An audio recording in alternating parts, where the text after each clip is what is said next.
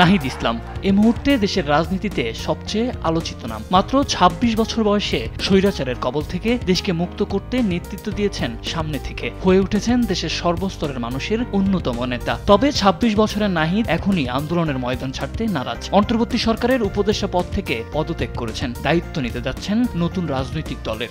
আমরা চাইলেই কিন্তু ১০,০০০ ২০,০০০ মানুষের জমায়েত করতে পারি। শান্ত চোখ, মিষ্টভাষী ও মিশুক প্রকৃতির যুবক নাহিদ ছাত্র জনতার উদ্দেশ্যে যখন ভাষণ দেন তখন তার মাথায় বাঁধা থাকে বাংলাদেশের পতাকা। কোটা সংস্কার আন্দোলনের অন্যতম প্রধান মুখ ছিলেন তিনি, যে আন্দোলনে উত্তাল হয়েছিল পুরো বাংলাদেশ। ক্রমে তার নেতৃত্বেই এক দফা দাবিতে পথে নামে দেশের ছাত্র জনতা। পাশে দাঁড়ান বাংলাদেশের বহু সাধারণ মানুষ, যার জেরে শেষ পর্যন্ত তৎকালীন প্রধানমন্ত্রী শেখ হাসিনা পদ এবং দেশ ছাড়তে বাধ্য হন। তারপরই অভ্যুত্থানের নেতৃত্ব দেওয়া ছাত্র জনতার প্রতিনিধি হিসেবে অন্তর্বর্তী সরকারের উপদেষ্টার দায়িত্বে আসেন নাহিদ ইসলাম। তথ্য ও সম্প্রচার এবং ডাক টেলিযোগাযোগ ও তথ্য প্রযুক্তি মন্ত্রণালয়ের উপদেষ্টার দায়িত্ব পালন করছিলেন তিনি। ৬.৫ মাসের মাথায় সেই দায়িত্ব ছাড়লেন ছাত্র জনতার কাতারে ফিরে যাওয়ার জন্য। জুলাইয়ের প্রথমেও নাহিদ ততটা পরিচিত মুখ ছিলেন না, কিন্তু জুলাইয়ের মাঝামাঝিতে তাকে অপহরণ করা হলে দেশব্যাপী তিনি বেশ পরিচিত হয়ে ওঠেন। কোটা বিরোধী আন্দোলন ঘিরে তাকে দুবার আটক করা হয়। এ সময় তিনি নির্মম নির্যাতনেরও শিকার হন। পরে তার মুক্তির দাবিতে উত্তাল হয়ে পড়ে সারা দেশ। উপদেষ্টার পদ থেকে পদত্যাগ করবেন বলে কয়েকদিন ধরেই চলছিল বেশ আলোচনা। অবশেষে উপদেষ্টার পদ থেকে পদত্যাগের মাধ্যমে ইতি টানলেন সকল জল্পনা কল্পনার। সেই প্রেক্ষিতে আমি মূলত আজকে পদত্যাগপত্র জমা দিয়েছি।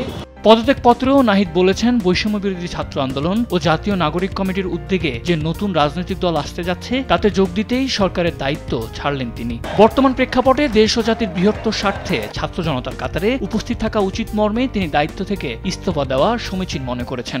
দেশের বর্তমান যে পরিস্থিতি, সেই পরিস্থিতিতে একটি রাজনৈতিক শক্তির উত্থানের জন্য আমার রাজপথে থাকা প্রয়োজন, ছাত্র জনতার কাতারে থাকা প্রয়োজন।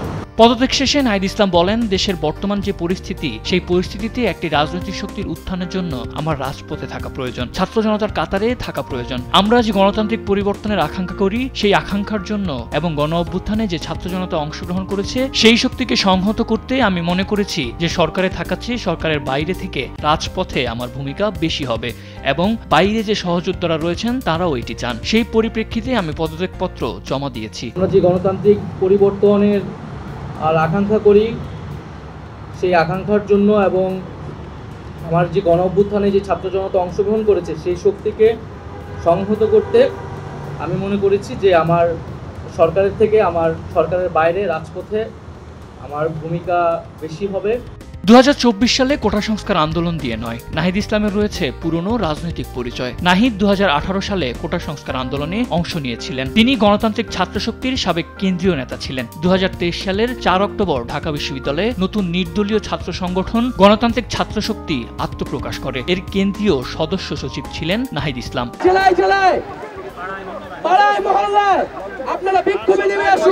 নাহিদের জন্ম ১৯৯৮ সালে ঢাকায়। তার ডাকনাম ফাহিম। ২০১৪ সালে ঢাকার দক্ষিণ বনশ্রী মডেল হাই স্কুল থেকে এসএসসি পাশ করেন তিনি। সরকারি বিজ্ঞান কলেজ থেকে ২০১৬ সালে এইচএসসি পাশ করে ভর্তি হন ঢাকা বিশ্ববিদ্যালয়ের সমাজ বিজ্ঞান বিভাগে। ২০২২ সালে অনার্স পাশ করেন তিনি। সবসময় আসলে সরকারের সমালোচকের ভূমিকাই থাকবে, এটাই কিন্তু গণমাধ্যম থেকে আসলে আমরা সবাই প্রত্যাশা করি।